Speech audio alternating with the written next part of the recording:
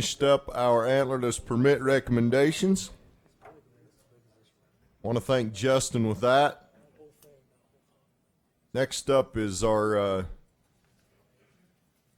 2017 CWMU antlerless permit recommendations. And this is going to be presented by our local private lands public wildlife coordinator and That smile on his face. Extraordinaire, huh? and Buckle Pro staffer Jones. Seriously, thanks, John. All right. Yeah, I'll be presenting the Antlerless recommendations for CWMUs this year. I'm Covy Jones. Thank you. Thanks, Mr. Chair. Okay, so this year we have 62 CWMUs that have CORs that were previously approved. 6 are requesting some changes to their previously approved numbers for the 2017 hunting season, and 12 require board approval. Just as a quick summary, in this permit in the Antlerless portion, there are 300 vouchers that will go to private landowners and 1,216 permits that go out to public draw.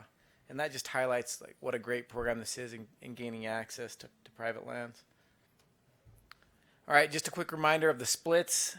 The buck-bull election determines the percentage of antlerless permits that will go to the public.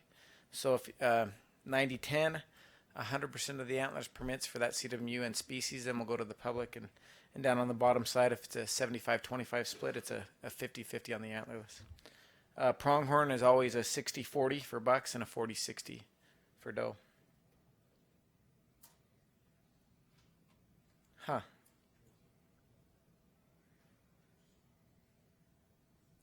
We'll break this down by regional recommendations. All right, in the northern region, there is one change. That area is below population objective, and the CWMU came and they asked if they couldn't reduce some of their antlerless permits there. The biologist agrees with that. That's a good idea. We're having reduction in public permits on the unit. It makes sense to have a reduction on the CWMU as well.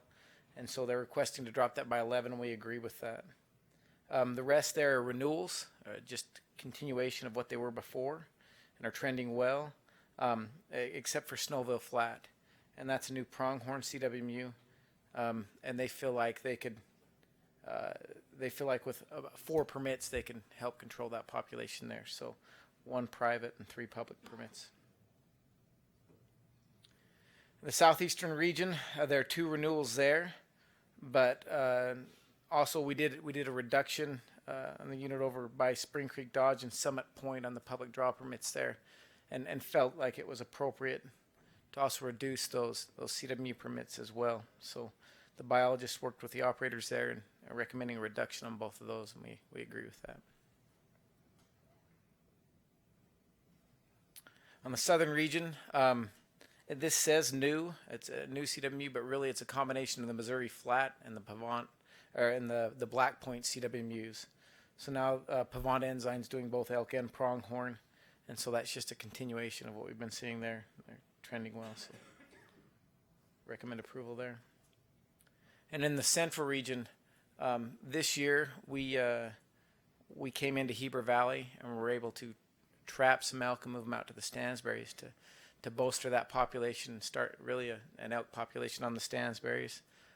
We took 87 elk out of the valley, and those are elk that spend a lot of their summer and fall on these CWMUs, so we felt it appropriate then to work with them to reduce their antlerless harvest requirements for this upcoming year. So a reduction of 25 on the Coyote Little Pole and 10 on 3C in Wallsburg.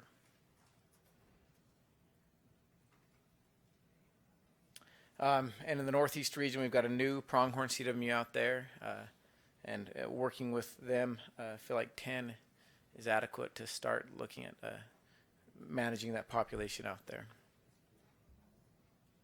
So just as a quick summary, again, this is what we showed before, 300 private vouchers and over 1,200 public draw permits. So 80% of the antlerless permits on CWMUs are going to the public.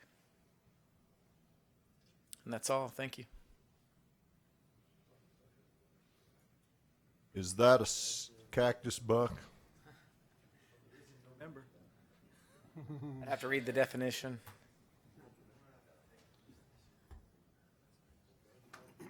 Thank you, Covy.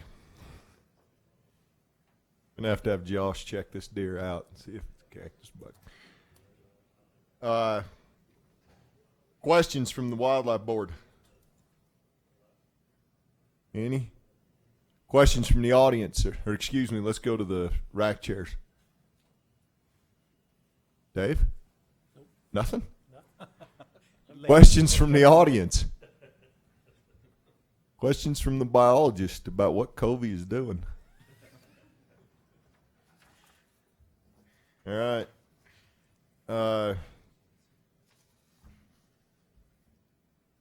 Come back to the rack for a report. We'll start over here with Kevin. The Southeast Region's motion to accept the division's recommendation. Sound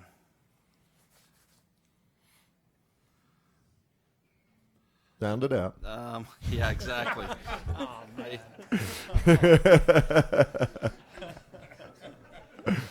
That was cold-blooded. I'm sorry, but I stepped right into that. Justin. That masterful way of turning it out from him. Yes, passed unanimous. Then we had a motion to accept the division's recommendation denying the 2017 CWMU Antlerless Variance Request, and that passed unanimous. Or did I get ahead of myself? Yeah, you got ahead of yourself. Okay. Well, I'll give you that one too. All right. Okay. Dave? The Southern Region made a motion to accept the recommendations as presented. The vote was unanimous with one abstention. That was Wade. Being an operator? Yeah, Okay. Thank you. That's all you got? that's it. Okay. Promise. Good job. Randy? The Northeast Region supported the recommendations as presented, also passed unanimous. Thank you, Richard. Passed unanimous with the Central Region. John? And the same for the Northern Region, passed unanimous. Thank you. Do I have public comment on 8? Oh, yeah.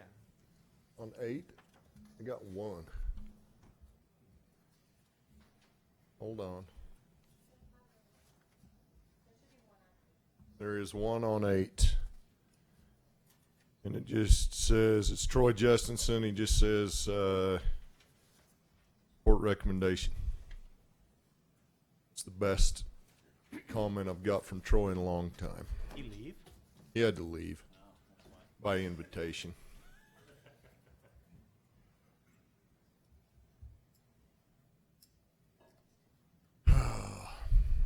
Okay. Guess that brings us back to the board. Any discussion or concern or anything? I'll make a motion that we approve it as presented by the division. Moved by Dr. Woodward, I'll second that. Thank you. seconded by Calvin Crandall. Any further discussion? Seeing none, all in favor? Passes unanimous. Good job, Covy. We'll give you an ice cream for that one or something. Okay. Action item number 9. CWMU Antlerless Variance Requests, also presented by Covy Jones. Was that supposed to be your name, or did somebody spell it wrong on your birth certificate? I think they drew 4 letters out of a hat and just stuck them together. Just wondering. You're the only Covy I've ever met. It's kind of made up. Well, I know a lot of Johns, but you're the only John Bair, that's for sure. Thank goodness. I know most of us are like professors or something. Once in a while, one of us fall through the crack. But go ahead, buddy. All right, thank you. Just a little bit about this process really quick before we get into this.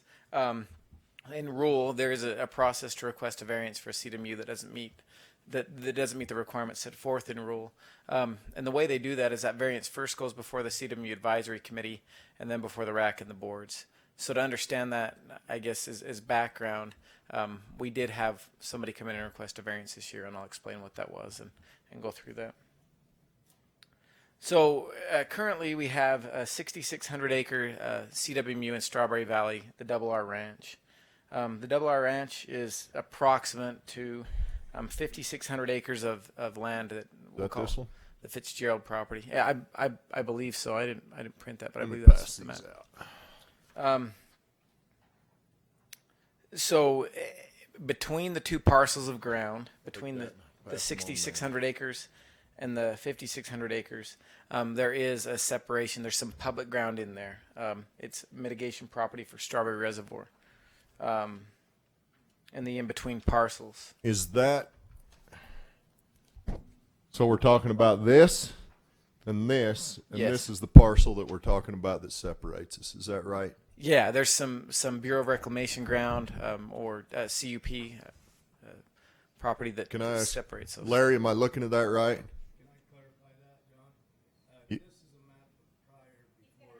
Come on up, Larry. I'm gonna have to ask you to come up and speak in just so we get you on the record. This doesn't match this. Yeah, that doesn't match that. So we need. Larry Fitzgerald. John, that's we'll bring that up here in a minute after Covy finishes explanation of the ground. This is prior to land we lost to the federal government, and the map Covy's showing you Is current. is current. Okay. Okay. So Thank you. I'll get up. Okay. Thank you.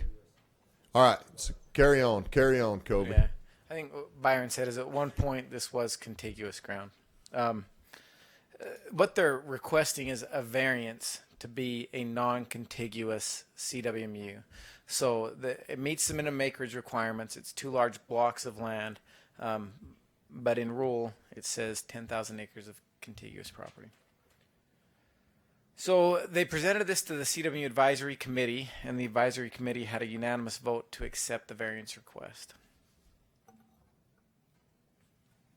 However, understanding and viewing this from a statewide perspective, DWR cannot support the CWMU Advisory Committee's recommendation because it doesn't meet the criteria set forth in rule. And just to finish on, we understand that there are landowners that we're not reaching, and we do care. We're currently in the process of a landowner rule revision, which is difficult. It's always difficult when you're managing a public resource and trying to work with private landowners who control that and who control access and working with something that really belongs to the public, all the public.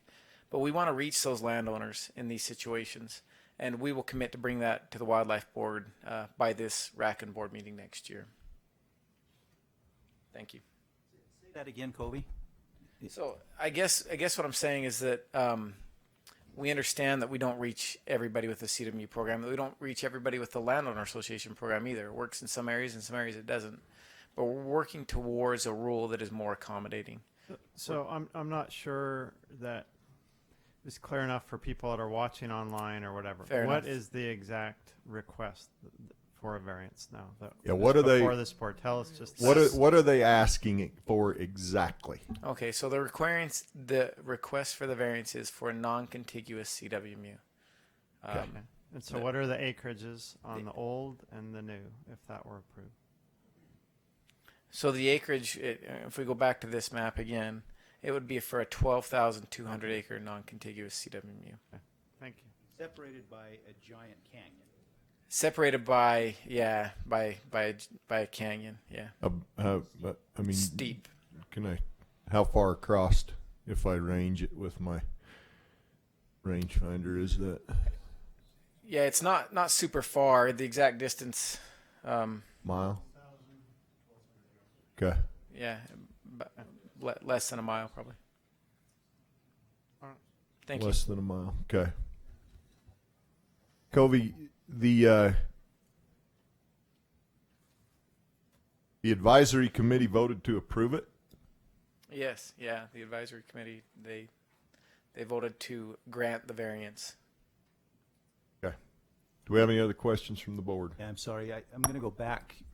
A year ago, we had a variance and some disagreement, and we said we need to have these rules more consistent and across. I know you've been working on that, What you just committed to us, so I understand right, is that by next year at this time, we'll have a revision of the landowner and CWMU process to make it more understandable and more. Let me answer that if I could, and Covy, correct me. What the discussion was a year ago, I think, was not so much about contiguous parcels or those sorts of things, but how do we assess permit numbers that are being awarded on these? Are we looking at habitat quality?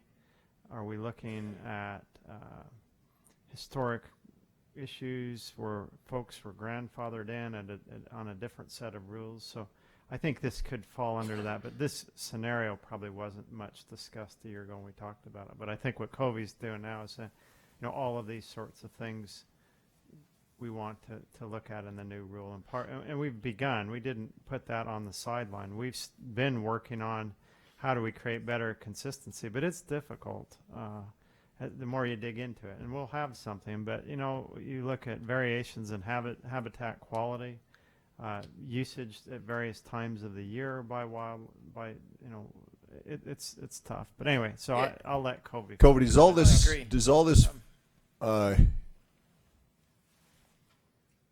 This is all in the Wasatch Elk unit, right? Yeah, it's all in Unit 17. Okay. And Kirk, I want to be clear. The CWMU rule and the Landowner Association rule are two different rules, and it's a lot to bite off one and chew through it. So when we commit, we're committing to bring forth one of those rules. So we'll try to solve one set of problems within the next year, and then if we need to start working on the CWMU rule after that, we would start working on that too. But the landowner association rule, which is what Diamond Mountain and Book Cliffs LOA falls under, that's the one that we've gone down that path and started to really work on that one. It is difficult. You find out everybody's special. Just ask them. Are you special, Covy? Absolutely. I have a question or two. So the section of property between the two is that federal land? Who owns that? Yes, it is federal ground. It's some of its own. It says USA on the property ownership. And so is there any controlled access to that, or is it free for anybody to be there at any time? If you are brave enough to access that ground, I guess you deserve it. Okay. It's pretty nasty. It's pretty rugged. Corridor. We're talking about elk, is that right? Yes, this would be for elk. They both would qualify independently for deer.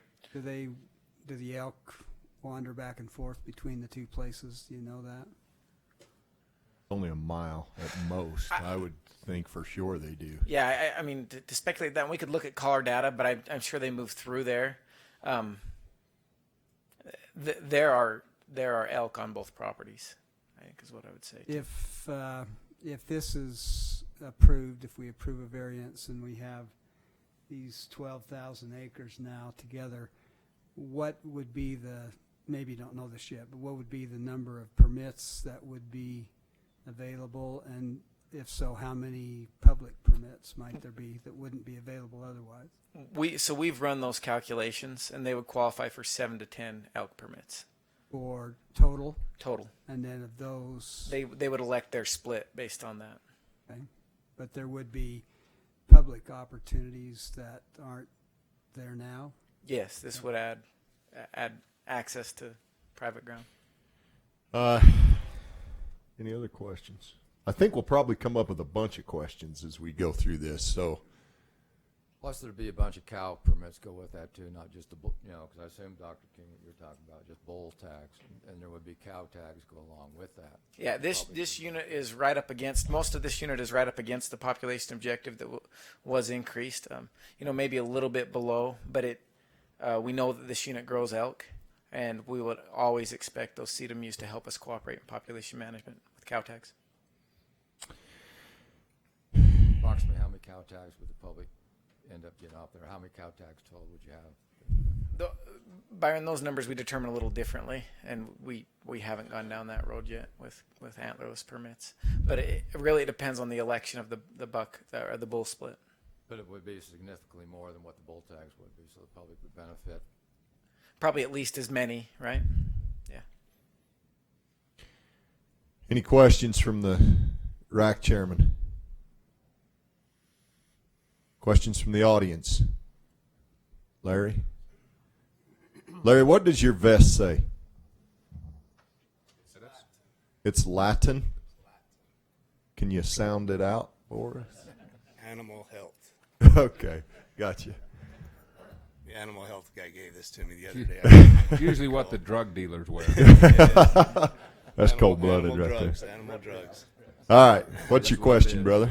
Larry Fitzgerald. I'm open for questions. I'd like to explain more about the historical, how we were connected, and why we are not now. The one question I do have for the division, and maybe Covy would be better with DAC, maybe answering the quality of habitat and the components. If we meet, other than being connected, do we meet the criteria to be a good CWMU? I can answer that. If you want to, right? Yeah, it's quality elk habitat. I think that's the answer. Both sides. I've been on both properties classifying elk. The Fitzgerald property is more rolling aspen and hills. A lot of cows in there. Bulls too, obviously, especially during the rut. And the Roney property is a lot steeper, maybe more harsh, deeper canyons. Maybe more of a rut recovery property. But yes, there are elk on both properties. Does that answer the question? Larry, we're going to... I can do my explain how we were connected through the comment period if you'd like, but if you guys had questions. Let me bring you back up in just a second. I'm going to go through the make sure we get all the questions and everything, and then I'm going to you're first on the list, so don't go too far.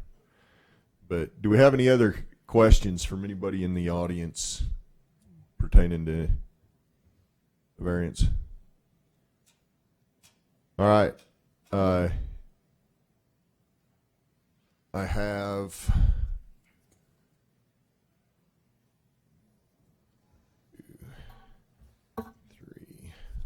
5. I have 5 comment cards on this. Larry, you're first up. This would be the time to, I think we all got the map. So I think this would be the time to say whatever you feel like you want the board to hear, and I'm sure we'll probably have some more questions as we go along, so don't run off too far when you're done. Larry Fitzgerald. Yes, oh, damn it. You want me to sit back down, Mr. Larry, Chairman? don't go anywhere. My apologies. That Latin on your vest has got me all goofed up. I've been trying to sound that out, and it's got me off the game. Kevin. Thank you, Staci. Pass unanimous. So, okay, when you say pass unanimous, what are you saying? The motion to accept the division's recommendation denying the 2017 CWMU antlerless variance. I got to keep track here. South, east, southern region. The southern region voted to accept the variance as proposed, 9 in favor and 3 opposed. You voted in favor of the variance, huh? Yes. Okay. Randy. This one spurred quite a bit of conversation and discussion in the northeastern RAC, and they ended up making a motion to approve the variance, and it passed unanimous. To approve the variance. Richard. In our RAC, we had quite a bit of discussion about this, and of course, Larry's part of our RAC, so he didn't get the vote. But the feeling was about this. It did pass. The variance request passed 9-1. Well, 1 abstain, and then 9-4, and 1 abstention. And part of the reason that I think we all felt was the fact that here's an opportunity for the public to gain some permits, some quality elk permits. The Roney property, they have a lot of pressure on, well, both owners of these properties have a lot of pressure on them to develop it. And if there's any way in our minds, if there's any way to preserve that in its native state and allow them to gain financially from that and allow the public to use that rather than develop it and then it's gone forever, that was really the biggest driver of us in our vote and our discussion. So By we did developing, approve that. you mean subdividing and Yes. selling cabin lots? Yes, yeah, and they could have been millionaires by now already. I know that. Larry's got a lot of money already. So, Okay. yeah, What was the vote That's on what that? we Was did. it unanimous or what was it? It was unanimous. Unanimous. It says With 9 one to 1, abstention. but nobody was against it, so I'm Must not have been sure the, why it must says have been the abstention they were. yeah.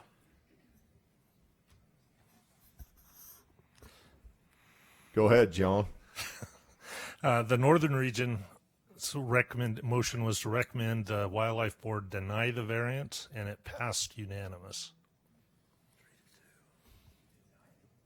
To deny. So I have 2 nays and 3 yays. Is that right? Okay. That's what I thought.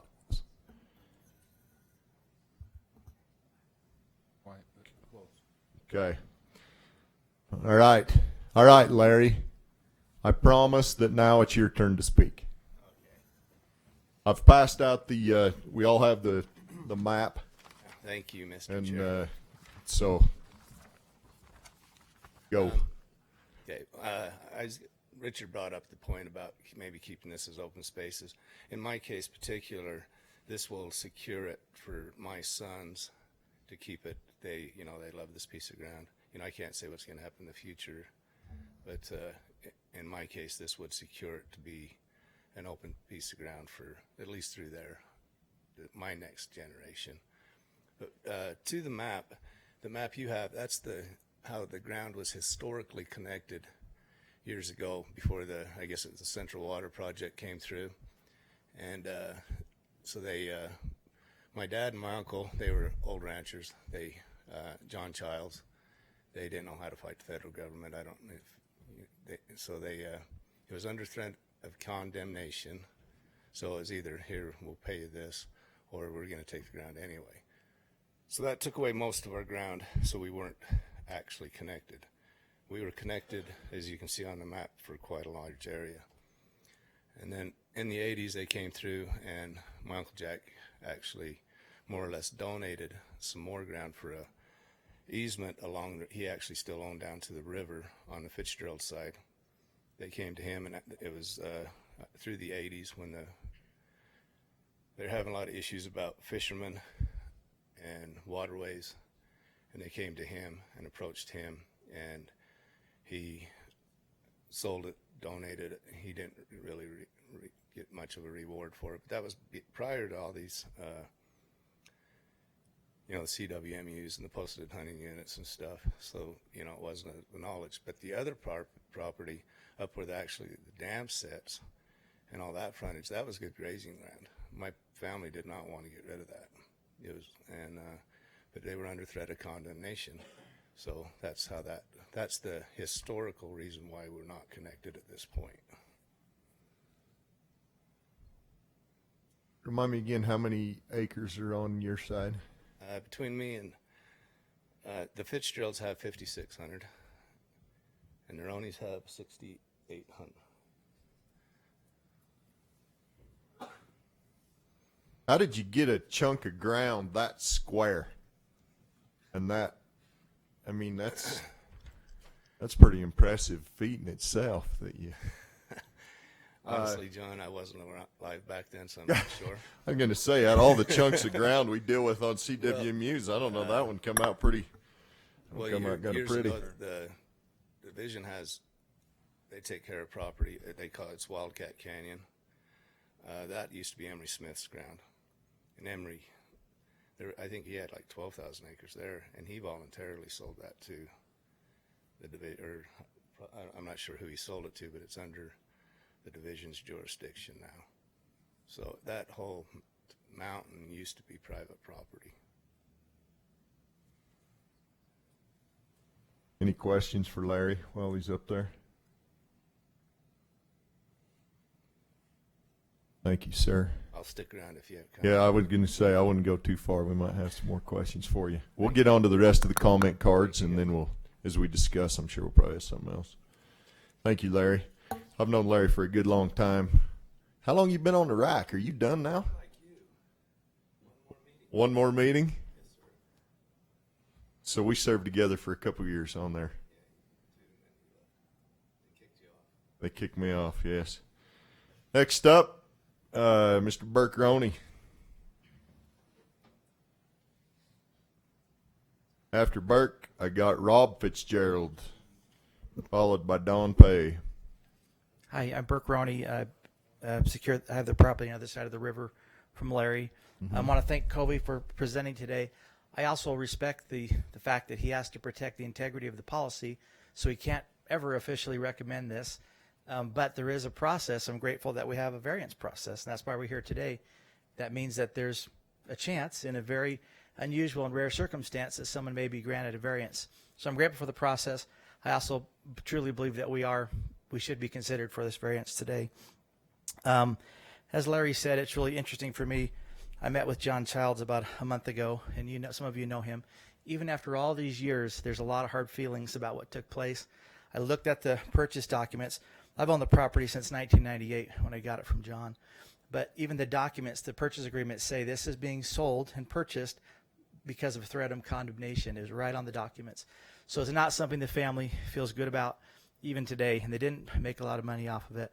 So we were contiguous, and in some ways, both of these property owners cooperated with the CUP, the BOR, different entities to do it.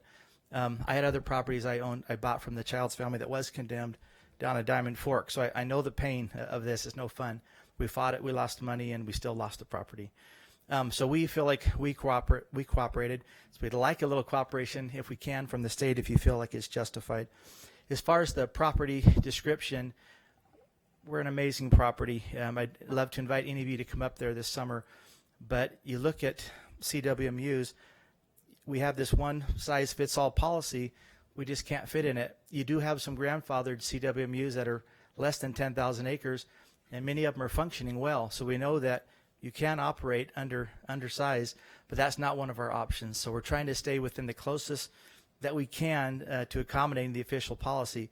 If, in fact, you ever did go to a 5,000-acre CWMU, both of us would qualify independently. We've got big, deep, dark canyons, places of refuge, water. We've got it all. We have big bowls, too, which is most important for CWMU. But nevertheless, we're applying as one. The nice thing about this application is we're not taking away any ground that's currently accessible to the public, that remains accessible to the public down through the Strawberry River. The public, of course, would have free reign of our properties, both of them. The private, we'll probably have them pick which one they want to be on, but the public gets to go on either side. That will be our priority with them. I'm a operating CWMU right now. Paul Phillips of Strawberry Bay Marina is my operator, has been for about 10 years. Burke, you're already in the CWMU business. We are for Deer, yeah. And Paul does great. If you all know Paul, he's a great operator. I think Covy can vouch for that. Paul's so we're tired. comfortable. You tell him I said that. Paul's tired. I'll tell him that. He'll call you. But we're a great property for that. But there's a couple of reasons also to consider us and what would be the benefit to the public in allowing this. And by the way, some people will say, I think this creates some kind of a precedent that's going to get out of control. I don't think it will. If you can find another piece of property that was at one time contiguous, privately owned, that was sold under threat of condemnation, then you've set a precedence. I don't think you're going to find too many of those. Maybe one. I don't know. So I'm not too scared about that. I think that's good. But as far as for the public benefit, of course, we're creating new public hunting that doesn't exist, but not just public hunting. This is good stuff. I mean, I'm in a CWMU for deer. I'm really an elk property. My hunters don't get great trophy bucks. They love coming there because they love to see the elk that's on there. It's just so fun to see them. So that's great. Also, by creating an elk hunting situation on both of our properties, in a way we're leveling the playing field because we're creating our own pressure, putting those bulls right back on the public that are wanting so bad to get them. And so we'll be pushing off animals and making the hunt a little bit more successful for the hunters that come up there. It is hard for us and frustrating for Larry and I to hear that people are not satisfied with the hunting, and yet we have them on us. Both Larry and I run cows, and Larry's a real cattle man. I've just been doing it the last 20 years and still learning. But finally, especially for Larry, I've been doing it for the last 15 on the CWMU. I'm benefiting financially from a CWMU, and Larry is not. So this gives him an incentive to benefit financially. And I think there's a great harmony between the animals and the CWMU income that comes in. So we think that's a great thing. But that's about it. Any questions? Okay, thanks for considering us. I'd tell you to sit there by Larry and don't run off too far. We might have questions for you as we deliberate. But thank you very much for being Actually, here. I do have a question on this map that was printed out. Yes. This purple is yours. Currently, yes. Currently. Is all this in between right here what went to the Bureau of Reclamation, or just down in the bottom that was John's? So anything that says Childs on it or Fitzgerald, that's the way it used to be. I think the Fitzgeralds still have their section, but the Childs is no longer. This in blue, Larry, is still yours? Except for maybe a few hundred yards, right? Just this piece right here through the middle is what was, down through the Strawberry River is what went to Reclamation. Can I come over and point? Sure. Yes, sir. Yeah, I can say, I think I get You may approach. May approach the bench. Let me see if so this in blue is still yours. Well, that's funny. Just a little off that corner right there. All the way through there. So about maybe not quite a quarter of a section. Okay. All right. So across the top of the map is still yours, but that through the middle of it, that was once Child's, is what was sold under threat of condemnation. To the BOR and CP. And then some on Fitzgerald's. Okay. Yeah, that's... I think that's what I thought. I just wanted to clarify that. I think we were contiguous for 4 miles at one point, and now we're just short. Yours is 5 miles long by 2 miles wide. So yeah, it was a pretty good contiguous, and that was in the early 80s. 80s and some of it in the early 90s. Yeah. That they came back in and wanted a little bit more of it. Yeah. Yeah. Thank you, sir. It started in the 70s, he said. Okay. Rob Fitzgerald. Followed by Don Pay, and then I have one other card. I'm Rob Fitzgerald. I'm the other half of the Fitzgerald part of the ranch. Are you brothers, or how's that we're work? cousins. It was our dads ran sheep together for really a generation. The original ranch, dates back to the 1860s, and it's been divided, and among other families over the years. But I just want to start off by thanking this board and acknowledging your predecessors. I grew up ranching in that Kern Creek, Wasatch area during the time that you were talking about when there were 5,000 elk in the state. I never saw an elk all growing up, when I spent my life out there. I didn't see an elk in this area until 1990. So I think it's just amazing what you guys have been able to do in such a relatively short period of time. And from what I read, our state has a great organization. I know you guys are the envy of a lot of other states. I think it's magnificent what we've been able to accomplish. I look at our place, like I said, I never saw an elk in there until, maybe I think it was 89 was the very first elk at all. By 92, we were shooting huge bulls in there. And we really do have the habitat. I've hunted some of these other CMUs. There's not a square foot of our property that you go up there that you don't see an elk track on at times. We have all the different types of habitat there that they need. The central portion of it is a big plateau, which I think is Utah's biggest elk singles bar during the rut. You can go up there on top of that, and there'll be 20 different groups of bulls, rounding up their cows. It's just something really cool to see. I think it's a win-win proposition for everybody. As I talk to a lot of people, and Larry and I get a lot of calls from people who love to hunt that Kern Creek Wildlife Management area. Then their biggest complaint is, as soon as we start hunting, as soon as the shots go off, all the elk are over there on you. They can watch them run over there. They never come out, and that's where they want to stay. So I really think that this will not only bring the public in with the public tags, but allow the elk to be able to be pushed out so that those other people will be able to participate in really what is a wonderful area to hunt. So Anyway, thank you guys for your time, and if any other questions, I'm sure we could answer them for you. Thank you. Thank you. Don Pay. Yes. Thank you, Mr. Chairman. First of all, who'd you vote for, Don? Your coat don't tell me. I still have my hair and I don't need glasses, so that's what I'm going to say. Speaking in favor of this variance, but let me just give, I thought this would be a fascinating thing to give the board a little bit bigger picture to think about.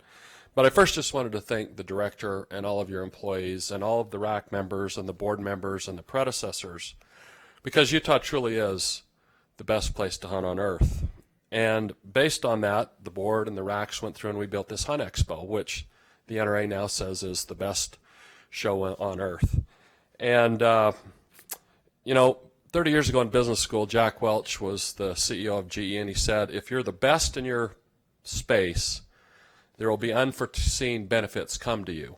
So GE's policy was every company had to be one or two in their space or they sold it. So yesterday was a pretty fascinating event about how being best in your space brought unforeseen benefits, and it involves all of us. At the Hunt Expo, we had a kid who was our keynote speaker by the name of Donald Trump Jr. And one commitment that he made very early on is that he would have a Secretary of Interior that was an avid hunter, that cared about the West. We haven't had that since Teddy Roosevelt, candidly. And so yesterday, with everything going on in the world, the President of the United States held a press conference to talk about an executive order that he signed directing Secretary Zinke to come basically out to Utah and review any monument created in the last 21 years that's over 100,000 acres. Now, 21 years wasn't a coincidence, by the way. Grand Staircase was created 20 years and 6 months ago. And so that's pretty interesting that was the news of the day, and obviously we had Governor Herbert standing there, we had Senator Hatch, Senator Lee, our congressional delegation. And the one thing the President made very clear is he said, it's time to return the power back to the people, back to the local people. And that's what this is really about. We're talking about people, local biologists, local landowners that can make the right decisions. So not only on the presidential level, we're seeing this right here on this.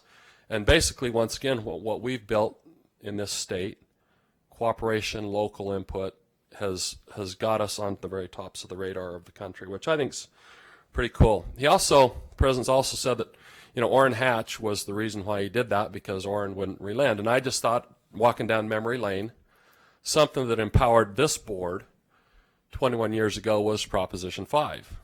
And we were going to lose that thing, perhaps, and Byron Bateman and I happened to be on a plane out to South Carolina to get some funding, and it just happened that Orrin Hatch became chairman of the Senate Finance Committee that day. We walked into all these national groups and said, we just got the endorsement of Orrin Hatch. And they're like, how much money do you need? You're going to win.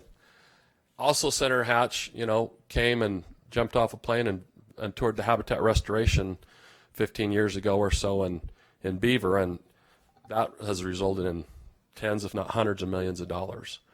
The last thing I wanted to point this out, last summer we had a gentleman by the name of Sam Clovis, who's now the senior White House advisor to Agriculture and Forest Service.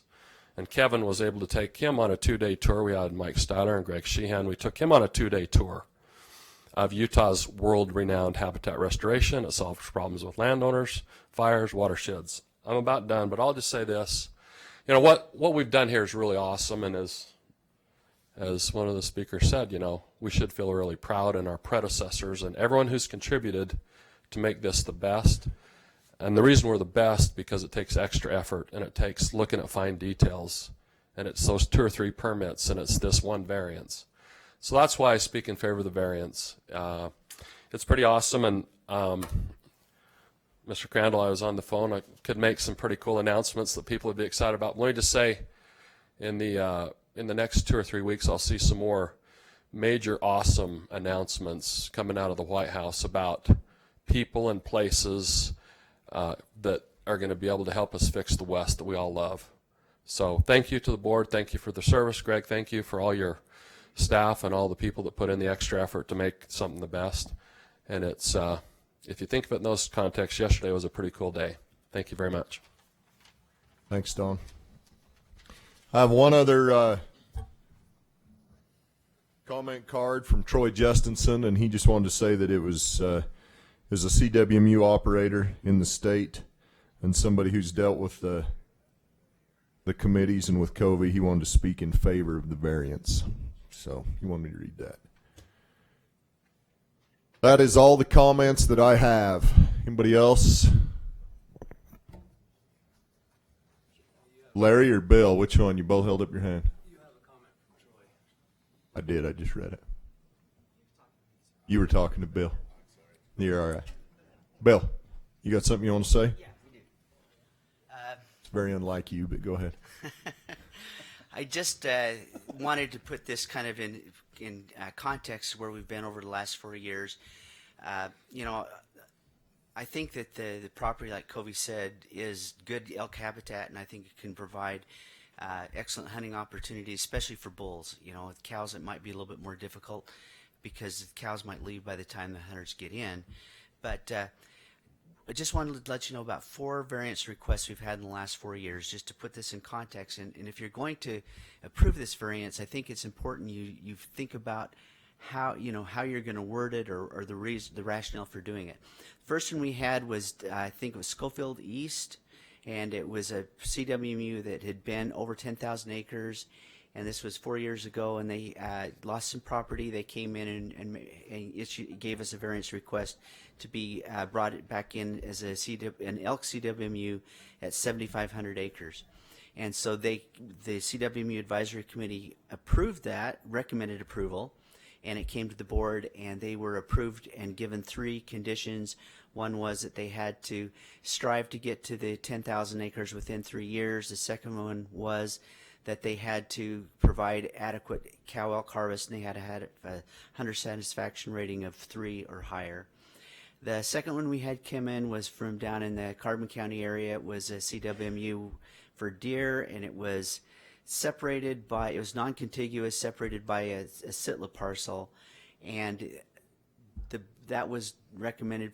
It was not recommended for approval by the CWMU Advisory Committee, nor was it approved by the board. The third one we had was just last year. It was Deer Creek. You know, the operator came in, 8,800 acres, wanted approval, and the CWMU Advisory Committee denied that, or did not recommend approval, and neither did the board. So that's kind of where we are, and this is the 4th one. So, you know, I just wanted to put that in historical context so you just know what's happened, and good luck. Thanks, Bill. All right, I will bring it back to the board for discussion. I guess I can kind of go first. I know Larry well. I don't know Bert till today. I've never met him till today. I do know this property a little bit. And I think if we look, and this is just my opinion, I think if you look big picture, we have CWMUs that in this state are far less qualified to be a CWMU than this one would be. In fact, where the Strawberry River runs down that portion in the middle, and that is open to the public. I mean, even though that's the part of the rule that they don't qualify on because it's not contiguous, in my opinion, that is almost a positive because it allows the public access down the waterway and down the river. And without worrying about the trespass issues there down the river. I think it solves a few problems. Well, I can't say that it solves the problems, but I think it works in favor of a few problems that we're having on the Wasatch. Elk hiding on private ground. I think this puts pressure on private ground and at least, if nothing else, gives some public hunters access to elk they otherwise wouldn't have access to. So I think if we look letter of the law and spirit of the law, letter of the law might say they don't qualify. To me, in the spirit of the law, I think this makes a good CWMU. I think the boundaries are clearly defined. I mean, it's just a couple of great big, almost square chunks of ground that would serve well, and where I can understand why the division in because of the fact that they're not contiguous and there is a strip down the middle that separates them. The advisory committee voted to approve it. I think that says quite a bit, and I think we have somebody that's already involved in a CWMU, and I give Paul a little bit of grief there. I know Paul well, and Paul's a fine man, and we have a CWMU operator involved that has a proven track record and a good track record. I served on that CWMU committee that dealt with the problems that used to come through, and I know the benefits of a good operator, and we have a good operator with a proven track record, and I really don't see, I don't see any downside to approving them. I know that, we do need to be careful of the precedent, and we need to think through those things, but we have the variance process in place for a reason, so that when something that doesn't maybe fit, something that letter of the law maybe doesn't fit in the box, that we can look at the spirit of the law and kind of weigh it out and see what happens. And in my opinion, I mean, I think this makes a fine CWMU with good operators that are capable of dealing with, anything that might come up. I think actually having the public having access to the Strawberry River down through the middle there, I don't see that as being a negative at all. Let the public have the river and have the waterway that they'd probably get trespassed on for anyway, and keep the elk habitat, and I don't see that as being a problem. So my opinion. Open to anybody else that might have one. I know John Childs very well, that used to own the part that Burke, you currently own and stuff like that. But I spent a lot of time up there, a lot of summers up there, pushing cows around with John. But our main reason we were up there was to chase bears on horses and have our families up there. And it is a great place, and it does have a lot of elk. It didn't have a lot of elk when we first started up there, but the elk really, flourished up there. He never would have sold that property had he not been threatened, by the Bureau of Reclamation. This wouldn't be a problem right now. We wouldn't be asking for a variance had not the government come in and taken this land away, threatened to take it away, and they did eventually from these two landowners. Like John mentioned, like that, you got that corridor, which is the river that runs down through it, and you got the pinnacles and stuff like that. It's some very steep property, but it still allows public access down through that corridor. And that's unique that you have 20% more than the minimum requirement for a CWMU. You've got 12,200 acres. A lot of CWMUs just barely make that, and I know a lot of CWMUs over the years when this program started have all had some kind of a variant, not all, but most have had some kind of a variance. We have variances for once-in-a-lifetime species, for moose and stuff like that, for operators that don't even qualify for the minimum 10,000 acres. So as the variance goes, with extenuating circumstance that you look at here on these two landowners and the separation that's between them, which was caused by the government, not on their own accord, I think that it's a doable, like John said, it's make a great CWMU. The public's going to benefit from that with the additional tags that can be available to the public, both in bull elk and cow elk and stuff like that. So I would say that it's going to make the most sense, and then 3 of our 5 racks voted unanimously, to support it. So I think we need to look at that and allow this variance to go through. Any other discussion from the board? The only question I agree with you, John. I think it makes sense. Are we opening ourselves up to a lot more requests coming in now? I'm just trying to think through. Okay, put my other hat on. What's the downside to this? Well, I mean, and the way I look at that, Bill brought up a few, but I don't. The ones Bill brought up, they're different because they didn't. Were have guys enough- stretching to try to grasp something they didn't have enough acres to qualify for, no matter what. These guys here, they got acres on top of acres to qualify, and so I think that would be a little different. I mean, yeah. Like I said, I know the rule's there for a reason, but I also feel like the variance possibility is there for a reason, and this is the reason. So we can look at it and decide.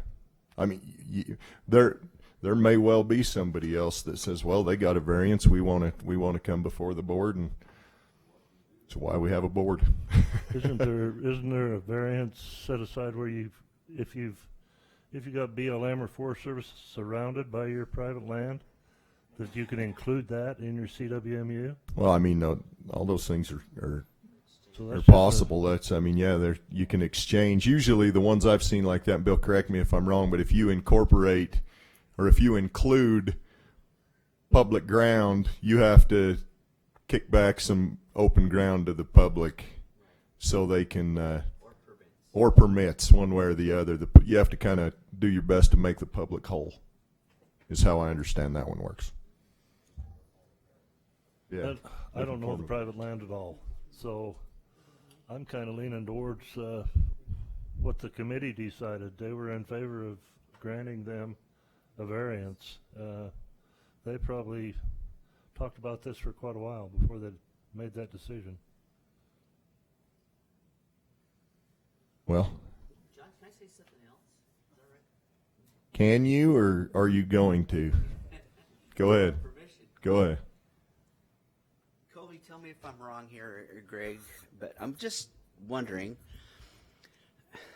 could we include the reclamation land and make it contiguous and then give extra permits to the public?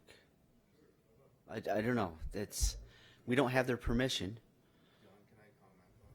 You can absolutely, Larry. If I'm sure you've probably looked at every possibility here. So if anything Larry you have to Fitzgerald, add, you know, that is a possibility. Just, you know, but that river frontage is inaccessible from our pieces of ground. To access that, we'd have to drive off both pieces of ground, drive down below the dam, and walk in. I do not allow hunters to hunt that canyon because I'm not going to retrieve an animal out of that canyon. So I would prefer not to include that. I would prefer just to have that as open public range and ask for the variance as we're representing it. And from our gate to, so for instance, with our public hunter, from my gate to Roney's gate is approximately 20 minutes. They could hunt my property in the morning. They could hunt Roney property in the afternoon, and without disrupting any public lands. Okay. I think my recommendation would be to go along with Larry. I wouldn't want to see no trespassing signs on that federal property. We'd be in trouble instantly with the mitigation commission if that happened. I think the merits of this stand on their own pretty well, and I guess I'd let the board contemplate it from there. They review these CWMUs every 3 years. Yep. So I mean, you pass it, you look at it 3 years down the road. You know what, this isn't going to work.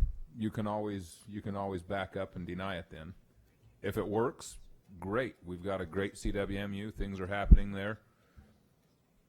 And if somebody else comes in with a similar situation, then take them one at a time, I guess. But no, I'm in favor of it too. I think it's a good fit.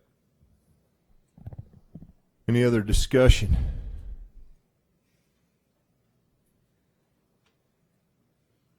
To the board. I should just add that Greg came up and said that it's illegal what I suggested, so What you said is illegal. No trespass. What you've said is illegal. Who'd you take your law advice from, Greg or Marty? I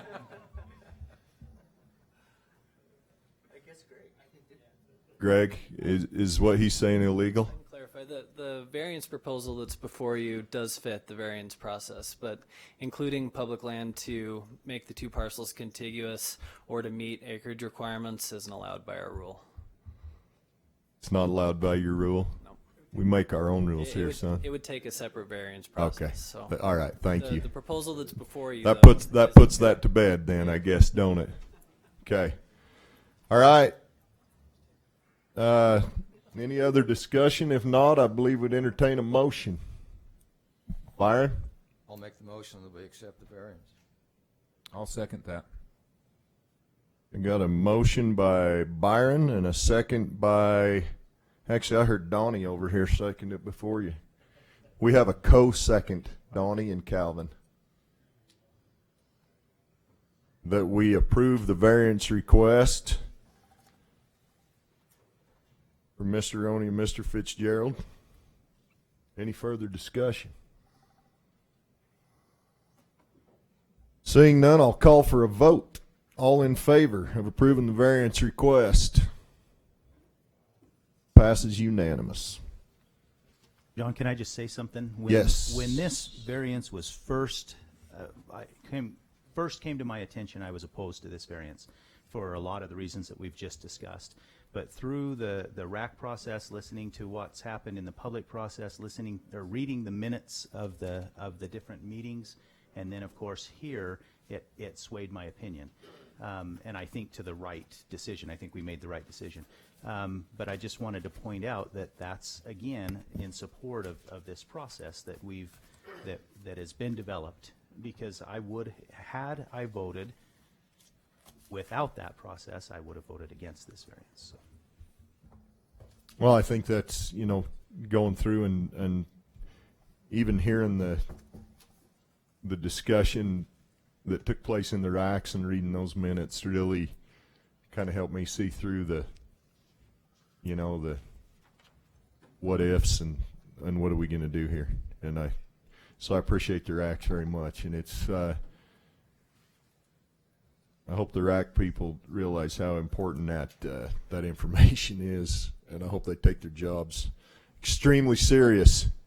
Richard. Yeah, I was just going to say that been on the RAC for 10 years now, and early on it seemed like the RACs held very little sway at the board level. There's just no question about it.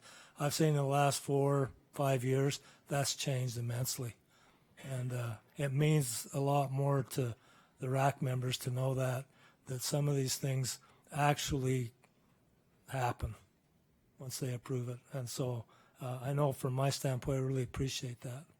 Well, I can.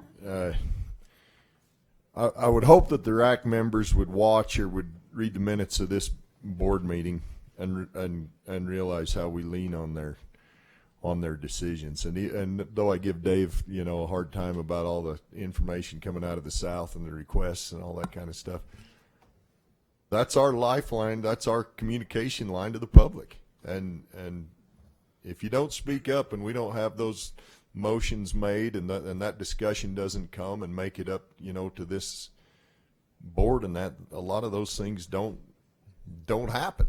And so a lot of good proposals started years ago by somebody's idea at a RAC meeting.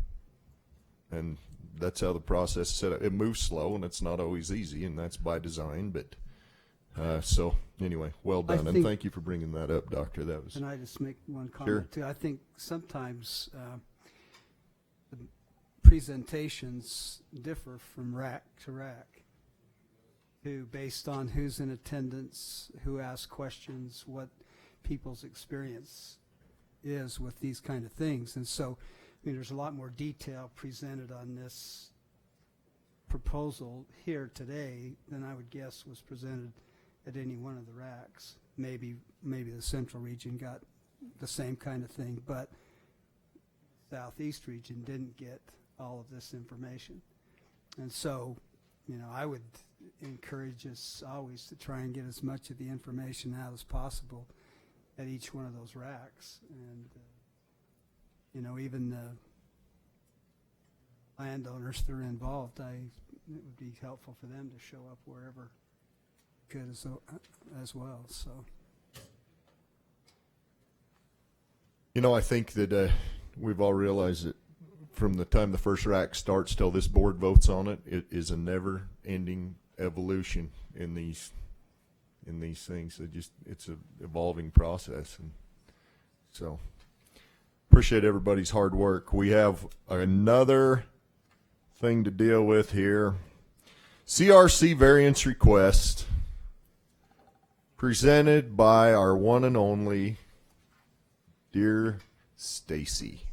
Princess Staci. Staci, make our meeting great again. What do I look like? Okay. Why is Marty walking to the front? That always makes me nervous. She pulls him like a gun, legal. I tell you. No, we're doing everything legal today, so it's all good.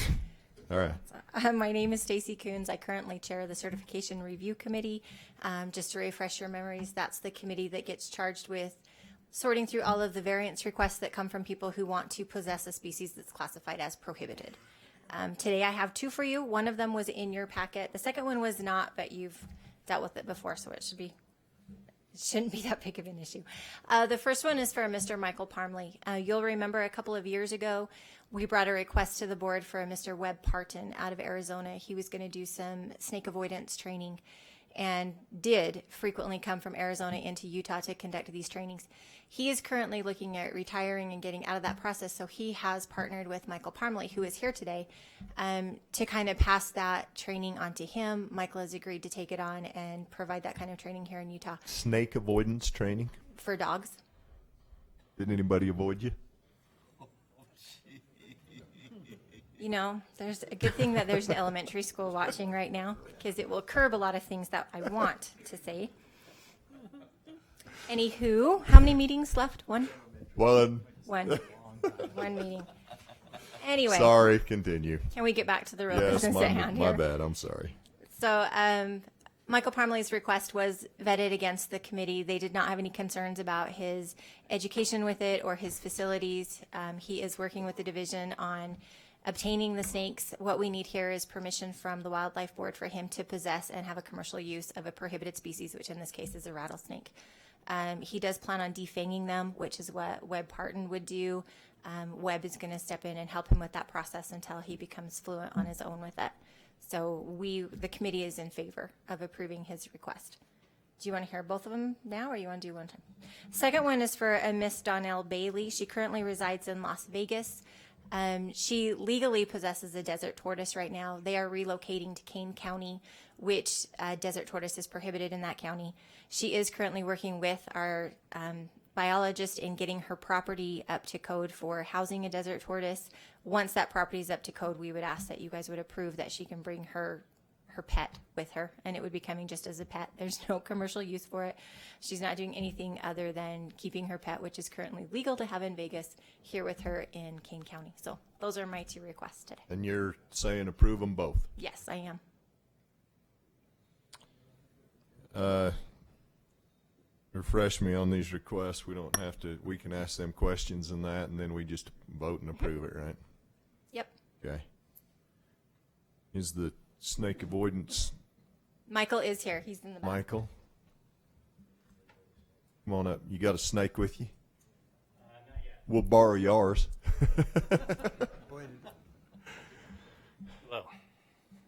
Hello. How long have you been doing this? I over the past 3 years have spent about 90 hours with Webb, working with him on this stuff. So. How was the committee to work with? Just fine. Yeah, we haven't had a ton of interaction Well, yet. that's So for your benefit. I don't far, have to so draw good. things out to get things done, John. That would be sound them out. So. I don't have to do that. Do you have any questions for us? not at this moment, no. Okay. We appreciate you coming and sitting through the meeting. I saw you come in there a while ago, and It's interesting. So ain't it though? different stuff for me anyway. So. Okay. I guess I don't think you'd have anything to do with, or maybe you do, on the species that I collect. What are your species? Ideally, the Great Basin, which is around here, the prairie, and Rattlesnakes. They're all rattlesnakes. They're all rattlesnakes, yes. So we'd ask you to approve the possession of rattlesnakes, and then we will work with Michael on how he obtains them and which type he has. Okay. Hey, Anybody got any Staci, questions for him? Yeah, I have a question. Is her desert tortoise, is he identified? So we know that Yes. he's the only one that she has. Yes, he's identified. He's been chipped. He's good. She's just bringing the one. You know, we don't want to spread them into Kane County, that's for sure. Is there any other questions for the two of them? Okay, thank you. Oh, the director's Probably got some. going to wrap this one up and then talk about tortoise. I've got a question or comment on the tortoise. Let's vote on them separately. How's that? Okay. I wasn't asking you. I was asking the board. But if you're okay with it too, You'll circle back around to asking me. We all know that.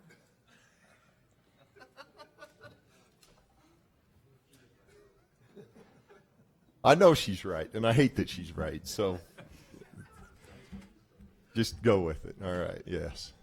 As much grief as I give Staci, she does an excellent job and keeps me on track, as she's proven several times today. So. Just have one question, John. How many snakes do you have at any one time in your possession? Ideally, I would, in the variance request, I asked to have 6 rattlesnakes. That would be ideal for me. And how often are those inspected and stuff like that? Make sure. I'm sorry? How often are your facilities inspected to make sure that they're all accounted for? We would only inspect his facility once when we issue the COR out, and then he's required to submit an annual report, and that would indicate if he's had any fatalities. So we're not approving that today, though, right? No, the Wildlife So Board never that approves their isn't- facilities. That's not up for discussion right now. No. This is just if he can be approved to have possession in a training. Is that what you're asking them? To have the possession and commercial use of rattlesnakes. That's what you're approving. All right. We all square on that? Okay. I would entertain a motion. I make a motion to accept the variance. On the that she's requesting. rattlesnakes, not the tortoise, just the Rattlesnakes, rattlesnakes. yeah. Okay. Do I have a second? Mike King seconds. Moved by Steve, seconded by Mike. Any discussion? All in favor? Passes unanimous. Enjoy your pets. Thank you. They are not pets. All right. So I had a question on the tortoise. We worked with 2 legislators over the past few years, most recently in this last legislative session with Representative Albrecht, and it dealt with moving animals, endangered species type animals, into areas where they don't exist. I guess my question's for Marty. I realize this isn't introducing this desert tortoise into a wild area, but I want to make sure that the spirit of that law that was passed, we're not going to get ourselves in trouble. That can be permitted through the Wildlife Board, I believe is how that's worded, but it's kind of gray area. We're moving a desert tortoise into a non-historic area. Even though The it's statutes all use the word release. It is unlawful to release wildlife except as authorized. So when it comes to a threatened or endangered species, somebody possesses it, it's captive. Wouldn't really qualify under being released. I think we're okay. There shouldn't be any problems with those statutes. As long as you don't release it. Are there conditions that were recommended by the committee to say this can't ever be released? So that wouldn't Yes, create she a fully violation understands she of can't law. release it, and her entire property will need to be inspected by us before the COR is issued to her, and she's in full compliance with that. She's willing to do that. Could I release one, Marty? I mean, Wouldn't advise Just asking. I'm not gonna. So. Yes, yes, So the whole yard, it's got to be like tortoise compound. Can't get out. pretty much. It runs away for a few minutes and makes it all the way. Yeah, it can't get off the property. Yes. Okay. All right. I guess I would entertain a motion. Mr. Chairman, I so move. Moved by Calvin. Seconded by Donnie. To approve the possession of the tortoise in a county where it's currently not allowed. Is that Kane County? Yes. Okay, in Kane County. We good? Okay, all in favor? Passes unanimous. Thank you. Okay, now, other business. Staci, other business? Yes, Marty has a stipulation to. Marty, and then I have other business, so.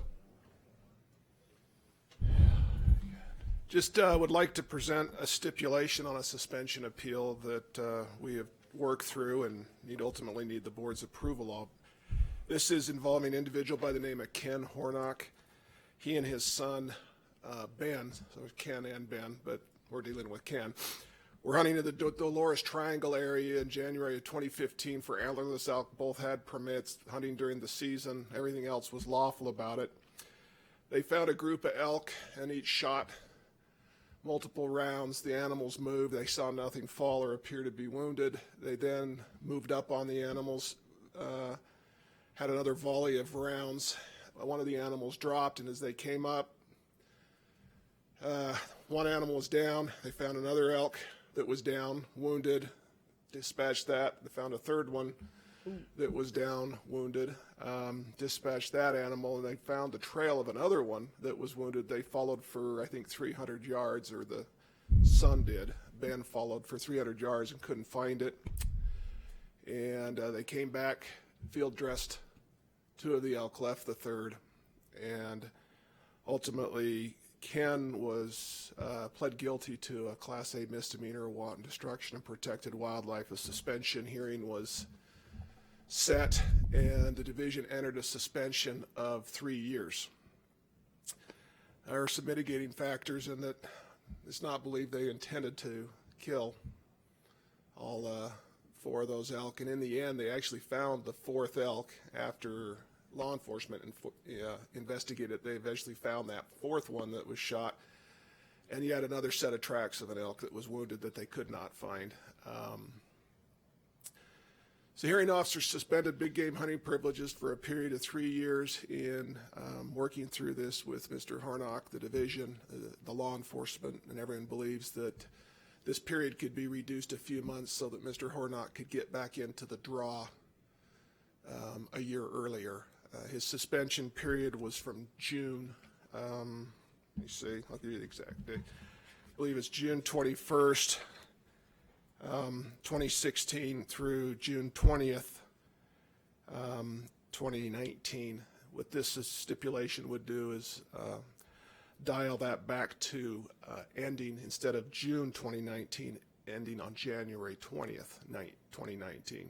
So it'd be back putting in the draw that year. 2 year, 7 month suspension. Well, so I present that to, if you have questions, as for approval. what would have happened if they had reported the kills, the extra kills, to a wildlife officer immediately instead of? I mean, can't say probably for sure. I mean, it was still, you're probably still in the realm of recklessness. If you're shooting into a group and they're both shooting .243 rifles, so they're not renowned for dropping elk on a single shot.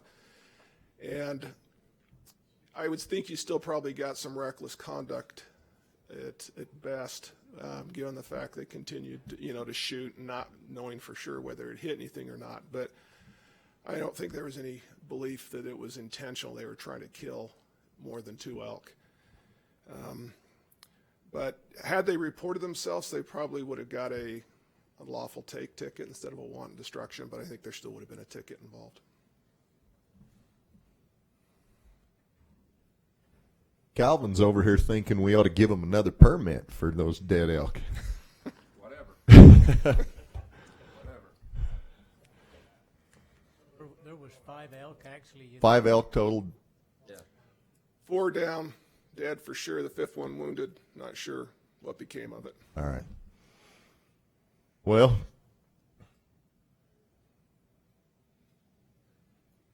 you guys are. They passed hunter safety, apparently. These Did guys they they did not turn themselves in. They were either old enough they didn't need to take Did they it, turn or themselves in, or were they discovered by They were discovered. means of They were. detective It was work? reported by somebody else that had seen it. They thought they had more than 2 elk down, but they cooperated once the officers approached them. So they did cooperate once approached. Is that why you're saying to let him put in a year early, or we're adjusting it a couple months so he can put in? One of the problems is the father, who is the subject of this stipulation, fired, I think, 3 or 4 shots. The son fired a lot more. It's not really clear who shot what elk. And so one of this was the father appealed. Son did not. Son's got 3 years, and he's still there because there was no opportunity to do anything there, even if it was desired to do so. But the father, I think, was just the thought that wasn't an intentional act, and reducing it to a 3-year suspension. I mean, what we've done is effectively made it a 3-year suspension. He's not going to get any permits on January 20th that are going to allow him to hunt that he would have otherwise got if he had, or wouldn't have got if he hadn't waited till June. So by adjusting this, we're allowing him to put in so that he can hunt. What would it be? 2019. Okay. He'd be able to hunt big game through the draw, the big game once in a lifetime drawing in 2019, whereas otherwise with the suspension period, he won't be eligible to put in. Okay. Well, does that effectively make it 4 years? With it, if you leave it as is, it in many respects makes it 4 years. He'd still be able to pick up in 2019 in the summer some over-the-counter elk tags, antlered elk or perhaps antlerless elk, but it pretty limited. Okay. When you set these time limits, is that any kind of a consideration on the date that it starts and the date that it ends? Or is Are you talking about with the division's hearing officer when they set those time if you frames? get something and say, okay, this is going to run till January of 2018, or can you say, oh, this has to go until June? I mean, is that anything that comes into play? In their training, we go over that is an implication you need to be aware of, is where that draw, when the suspension period ends and begins, and where the draw period is. And that if you got a suspension period that begins, say, after, in March on, it could effectively make it a year longer because of the drawing situation. But hearing officers typically suspend from the date they have their hearing. So if you have your hearing in June, they suspend that date. You can't really suspend retroactively. We encourage them not to because of the potential that if they actually did hunt. So they suspend 3 years from that date, which in reality, the way the draw system works out, makes it a 4-year suspension. So we're adjusting it to, if we approve this, to make it a legitimate and real 3-year suspension. Correct. Okay. Did these guys tag and harvest the 2 bulls that they had, Yes. or 2 cows that they had permission? Field Dress took care of the 2 they had. Okay. They left the 3rd that they knew for sure was dead on the ground.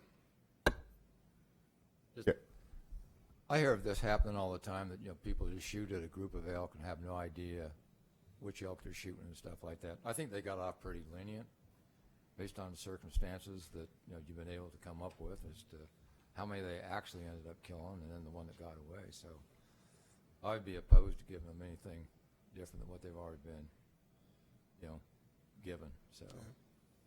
And again, a lot of these things we look at too is try to slow, and eliminate at least a few less, have you guys deal with a few less hearings. We will be having at your June meeting Mr. Damon Davis, who was the last stipulation we'd sent that you weren't comfortable with the reduction, and this is the young man He was the shed hunting guy that trespassed Yep. twice. And Yeah, stuff. so he'll be coming back to you in June.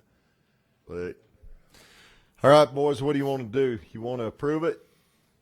I mean, if you got a 3-year suspension, and by doing this makes it a legitimate 3-year suspension. If not, it's basically a 4-year suspension. I understand what Byron's saying, but How is it that this comes about again? Is this at their request, at the division's request, or the hearing officer's request? How does it get initiated? They file an appeal of the hearing officer's decision to the Wildlife Board. At that point, Greg Hansen and I get a copy of that appeal. We then begin the process of pursuing that appeal. We usually evaluate, first thing is this a case that we can maybe negotiate some type of settlement that law enforcement is satisfied with, and that the individual person that's appealing is satisfied with, and thereby come to a stipulated decision and save the board, half a day of a hearing to resolve it. And that's this case right here. So this is something that's been negotiated or talked about between the person and the division? Between myself, Law the enforcement. attorney for this individual, Okay. and the division's law enforcement officers. Okay.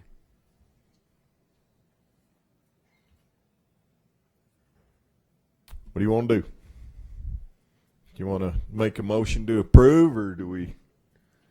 I'll move that we approve it. Moved by Dr. King. True 3-year suspension. Moved by Dr. 4 years King that ago. we approve. Do I have a second? Seconded by Dr. Woodward. Any discussion? All in favor? 1, 2, 3. Gets to earn his money. Okay. Not gonna be here. To make. All opposed?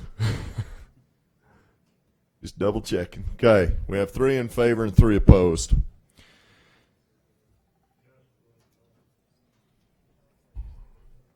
He was originally suspended 3 years. This makes it a legitimate and real 3-year suspension and not a 4-year suspension. Correct. Motion passes. So I vote to approve. Thank you. Thank you. All right. Other business. I got other business. You ain't going nowhere. We've had a lot of things come up that we want to talk about on the action log.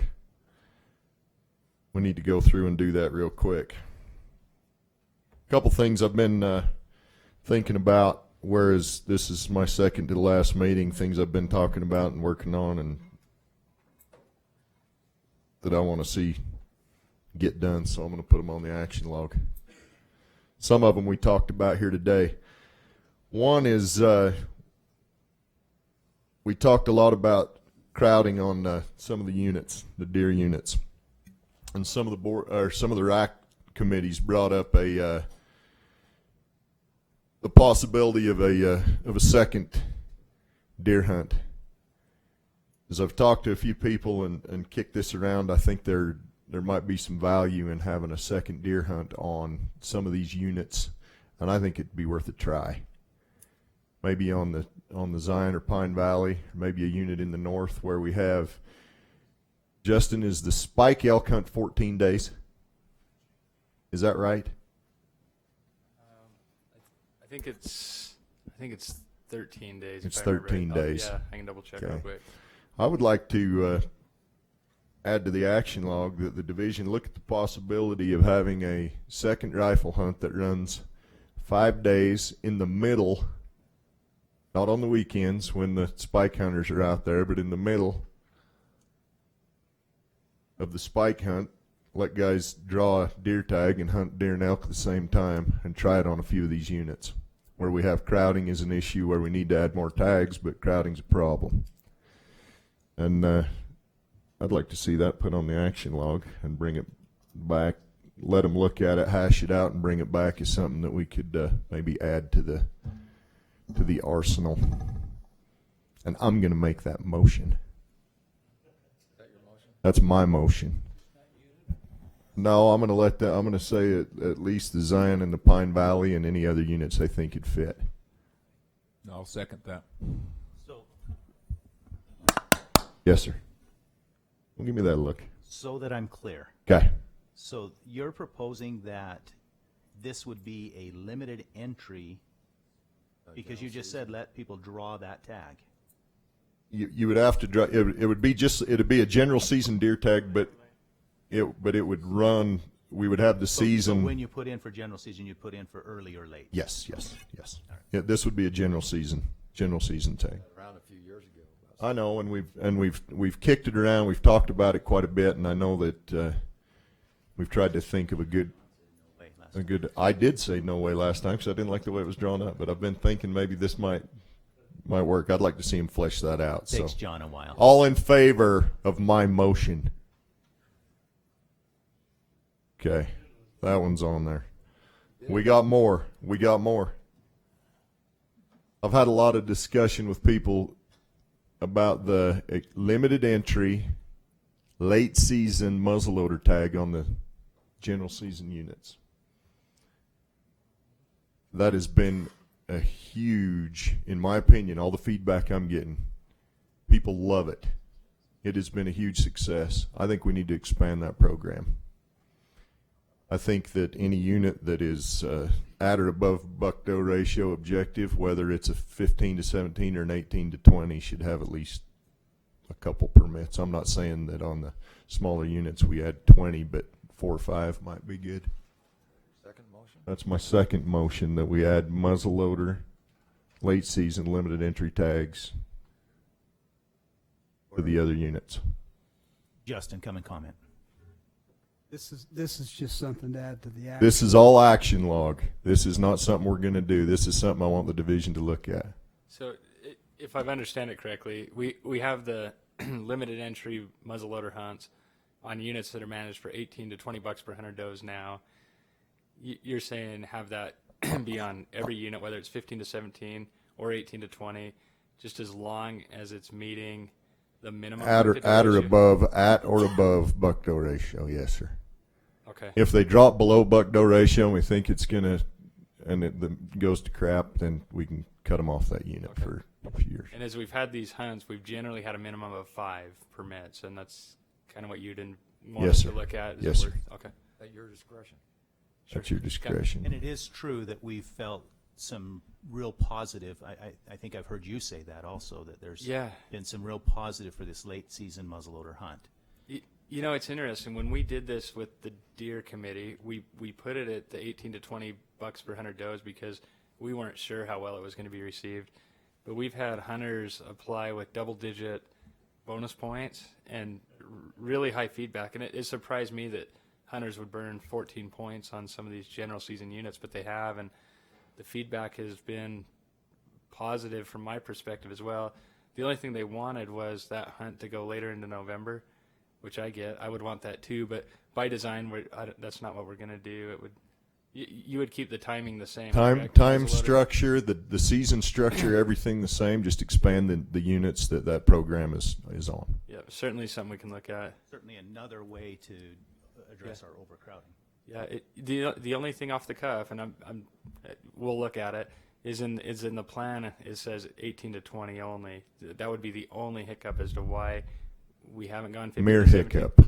But we can look at it. Well, if I would like to, that's why I'm putting it on the action log. Look at it, and if that's something that has been that popular, I think the public would be okay, and that the racks, if it's something good, I think it is, they'll vote to amend the plan and put that into play. It's certainly helped with some of the point creep discussions we've had, because already now, I mean, you saw it this cycle, that's where the increases were in limited entry permits. So we'll certainly look at that. Thank if it's you. Passed. Yeah. So that's my motion. I'll second it. Moved by me and seconded by the good doctor. All in favor? Thank you. The velvet buck hunt.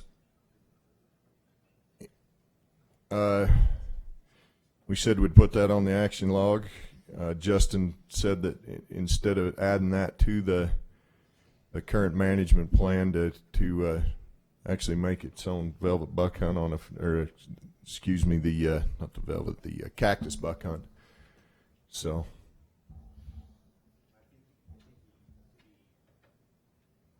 Correct there. I think he said we couldn't call it a cactus buck hunt. We'd have to call it a velvet hunt. A velvet buck because hunt. It's hard to define what other than velvet. And that's why he wants to hold it in November. Hold it in November because then anything that's not a cactus buck should be hard-horned at that point. Yes. Marge Simpson would be easy to spot. Okay. Can I get a second? Limited entry or just general season? I think that's a limited entry hunt. And that's something they can discuss when Talking looking just at about it. the Ponce. Yeah, As a I mean national we're talking item. on the Ponsagon, aren't we? They don't need to make any recommendations. No, on they what it is. that's it's an action log item, so they'll flesh that out and bring it back. Still want to know why we're picking Okay. these poor cactus Can I? bucks. Do I have a second? Seconded, moved by me, seconded by Calvin. It's kind of nice making motions again. I'll be honest with you, I've kind of missed it. I'm just getting started. All in favor? Okay.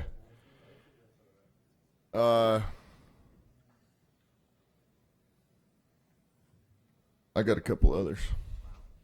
There's still more. I got more. We have talked. Where's Covy? Is Covy still here? When Covy, wake up and get up here. Walk your buckle britches up here. When Covy and Keep laughing at that.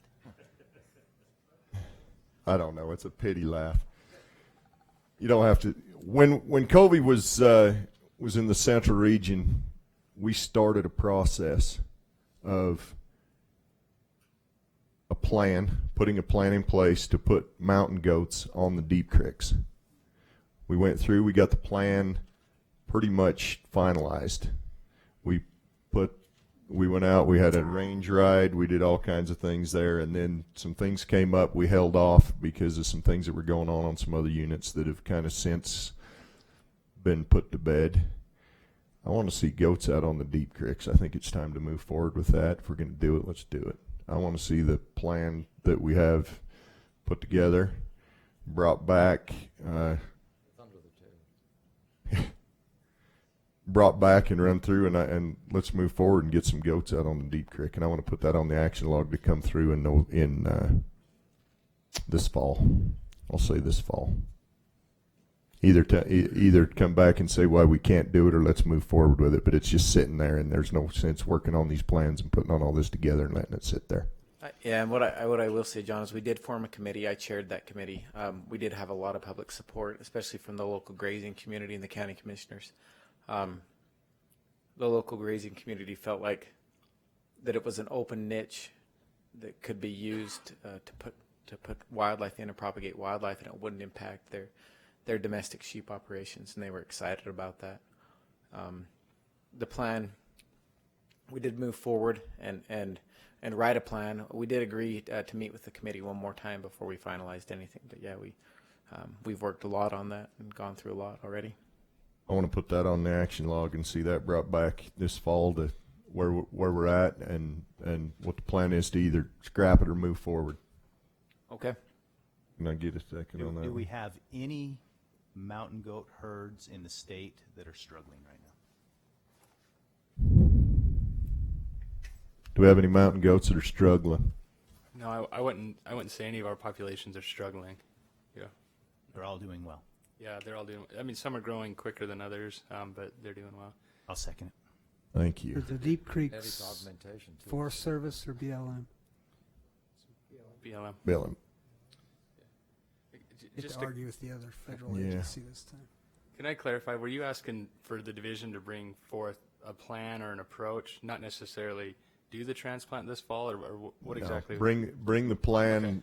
Bring the plan up, present it, and give us your roadmap to move forward of when we would do the transplant and Okay. yeah. Or if you want to go put some goats out there, bring us some pictures.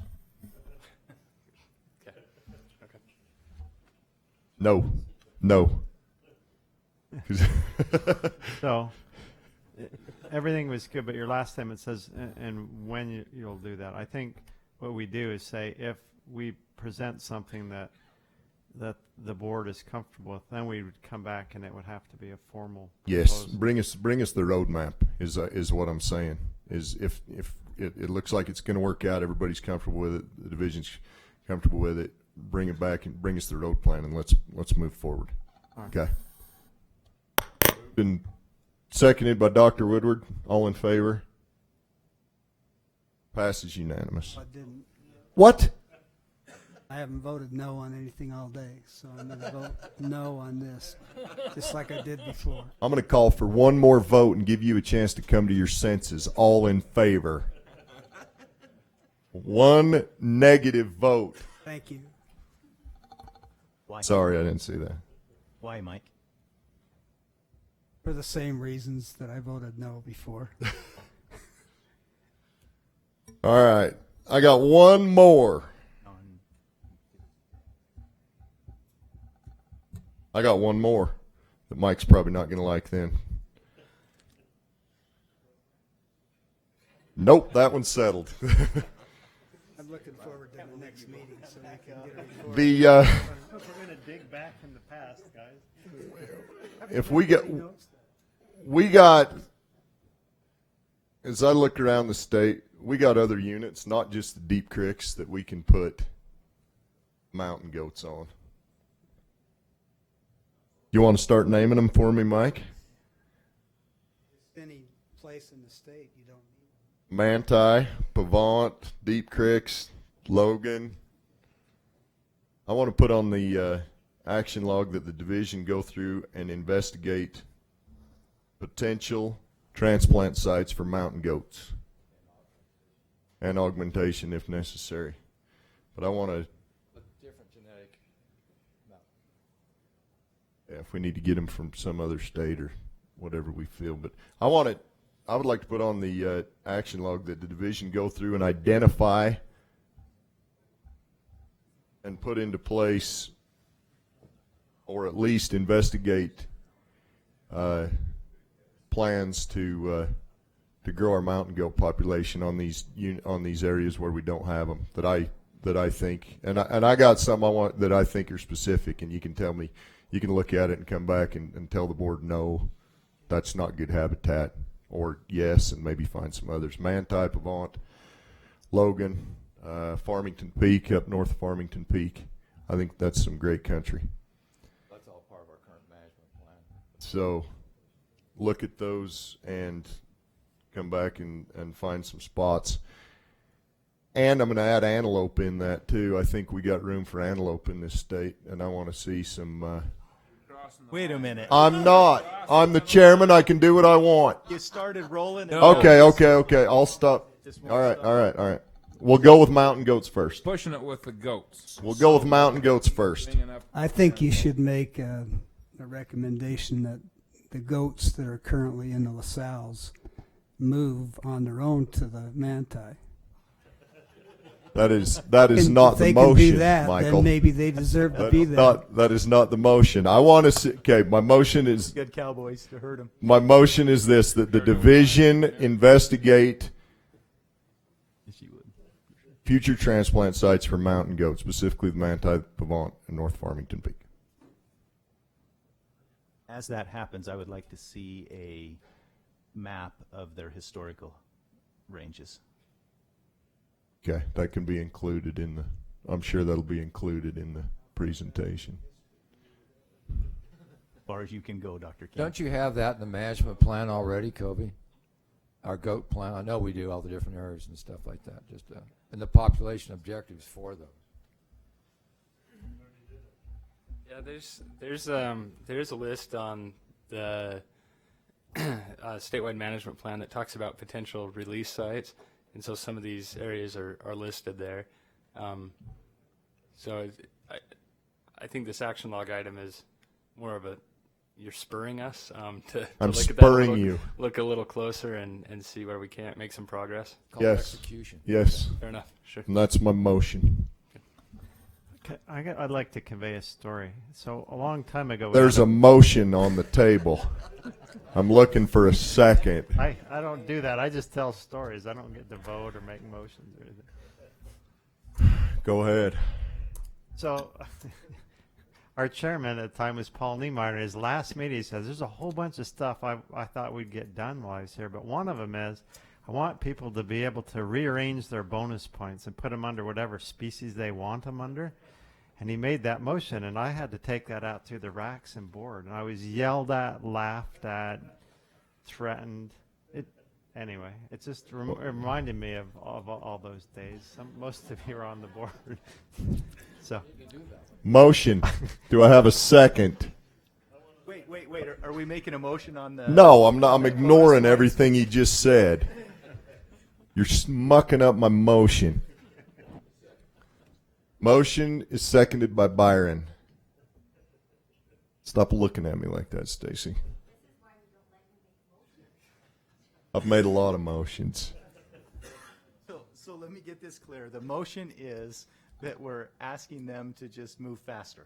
We're asking them to identify. Which they have. Well, then let's get it up. Let's get it going. So you're asking them to move faster. Get on the stick and get some mountain goats out there. Yes. Bring us a schedule where and what a good plan would be time-wise. Are you going to specify hair length on these goats? Mike? By November 1st. I'm going to specify the hair length on the goats just like I did the wing length on the crows. All in favor of the motion. All in favor of the motion. 1, 2, 3, 4. Who's opposed? Calvin and Mike are opposed. 4-2. Okay, that's all I got. So just so I'm straight. Why are you laughing? Because now Mike and Calvin are opposed to something that's already in place. No, I'm not. I'm not opposed to what's in place. I'm opposed to speeding up the process. That's what we voted on, wasn't it? All right, John. Now we still have a few more. All right. I'm done with mine. Thank you. No, I said I was done. That was the ones I had. We have the northern region asked to have the division take a look at January hunts. January hunts for elk. And everything we can, yeah. Where feasible. Is that a motion, Byron? That's a motion. Do I have a second? Moved and seconded by Donnie that we ask the division to look at ending all the antlerless hunts by the end of December if possible. If not, bring us some. Let me make one exception to that. Okay. Private hunts would still be okay on private property, but private all land public hunts. Land hunts. All public land hunts. If not, I think the public would appreciate some information and maybe as to why it's necessary and why it's okay when we're trying so hard to take pressure off the deer. That would be to end them all December 31st, All or except would the private would land. it go to the 31st of January and then you could shorten it on a case by case, year by year? Already in place. I Whatever guess they that's come all. I back guess with that's and already just- there. So your action log would just be to look at ending it December 31st. Look at all, yes, do everything we can to find ways to end them December 31st. All in favor? Unanimous. I Yeah, just you wanna wouldn't, go you back wouldn't to vote the- for all mine, unanimous. I want to go back to the mountain goat for just 1 minute. Oh, I gosh. was Okay. giggling at the end of that. I just want you to know that I am in support of Okay. looking for anything that we can do to add to our current mountain goat population. Okay. Thank you for your vote of confidence there, Doctor. Then you have the youth bonus points. Mike, are you going to come around? Are you feeling like you need to get on board? I will take a picture of one someday somewhere. Okay. I have one about the draw odd for youth. They'd like to see the draw odds broken down for the kids. I believe that was a southern region. Is that right? Yes. Youth bonus points. Is that something we can do? You mean just for the youth-only elk hunt? So we're talking about for the general season, 20% youth, correct? All the youth. So for general But there's season two deer. different hunts. That I would have to defer back to Dave. What was that? points were they asking? Yeah, they were referring to the 20% I tax. can have that done. You can do that. Can we just? I've already talked to Nevada about it, and I can have it. So It'll do I- cost a little bit of money, but we can do it for June odds. To what end? I mean, it's going to cost us money for what purpose? It doesn't change their draw odds. It just gives parents an idea of what chances their kids have. Put them off for a couple of years. They won't be kids no more. Exactly. But yeah, but no, we can do it. It's How much money? a couple hundred. Oh, Yeah. No. Couple hundred bucks. We can get that information. All right. Yeah, I can Okay. get that done. Do we need? So if you can do that, do I need to put that on the action log, or can you just do that and bring it to us at one of the next meetings? and It'll pass be it? posted with all the other odds. Okay. This summer. Thank you. See, Staci, take note. That's customer service right there with a smile. Rifle hunt ending October 31st. Dave, was that one of yours as well? Yes. Remind me. Refresh my That's memory. on the Pontegant. They're trying to time that to the migration. And otherwise, the start date of the hunt can fluctuate 6 or 7 days in the length of the hunt. But the migration's pretty synced. If we end that on the 31st, that will. But that could land on that could land on a Sunday on occasion and cause us a little. Yeah, well, they realize that it might change, maybe you'd have to adjust the start date. They just like the end date to always be the 31st if you had to adjust the start date by a day or something. So that means we'd be adjusting the season length by a day. Possibly by a day. Or as close to the 31st as you can. Okay. I get to say if we have to bump that. We could put that on the action log and let the division look at it and draw up a reason as to why it's possible or not, I guess, right? Right. Is that a motion? Who's making the motion? This, Dave, you So want to make a motion? I appreciate that we're doing all of this, but I don't want to be wasting time with our resource here. I mean, how many action log items have we got? It's an action book now. Yeah, in the last 10 minutes. And so One, I need two, more 3. I need four, more 5. reason for why this is important. Why is it important that we well, yeah, and maybe I'm not doing it justice. This come through the Pontegant group, their meeting when they met, and they, they're very concerned about the velvet bucks, but they also requested that this particular close date be on an action log item as well. Just because I don't hunt the Pontegant, but apparently that migration is pretty close every year. But the hunt season can fluctuate on both sides of it. And I guess to facilitate their guides, their hunting, they wanted to make it easier to hunt or to make it better for the animals so that we're not hunting them during that migration. Longer time to hunt when they're before then. Well, I would say when they're there. I'm gonna. They need more reason to. Yeah, to and like use I said, our I don't know valuable that I'm time. I doing. need to understand that. I don't know before that I'm I'm gonna doing vote it for that. justice. Do you That's all right. understand that, Donnie, better than I do? I'm gonna ask you to do something for me. Tell them that we asked them to talk to the biologists, and we'll let them kind of Bring it through. ramrod that one. And if it's something the biologists feel like they can, that might be a good one for them to spearhead themselves. So is this to work just on. is this, you say the Pontegant group, is this a group of landowners? Is that, what's that? It's a bunch of deer nuts Well, down there that love big bucks. I know them all. They're great guys, and they love big deer. That's, Well, it's Friends of the Pontegant. Friends They're of the pretty active. Pontegant. They meet Yeah, with the very active. biologists all the time. Yeah. And they're the ones that are doing the work on their ground. That's why Wade was helping out with this study on the velvet bucks, and it's that group that's, they're concerned about their unit and trying to manage that unit. I'm going to agree with the doctor on this one, especially where this is the first time we've heard of it. Maybe get with the biologists and and kind of go that route instead I'm of. not arguing that it's Sure. a good or a bad Yeah. idea. And I just don't need know to know enough to what argue we're, with you either, what so. we're directing our resource Sure. to spend time doing. Right, I understand. Do we have any others? That's all I have. Stacy, do we have anything else? Or, we good? We're good? You don't want to add anything? Okay. What's that? We did. The shed hunt's going to be, yeah. I can't think anything else, guys. Thank you very much to the division. What's that? I know we got one more meeting. Me and the good doctor got one more meeting, and then we're. Is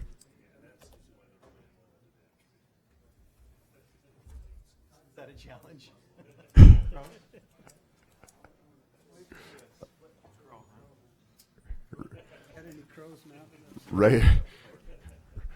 We could add ravens and magpies. I don't know what else we could do. Well, one more, John.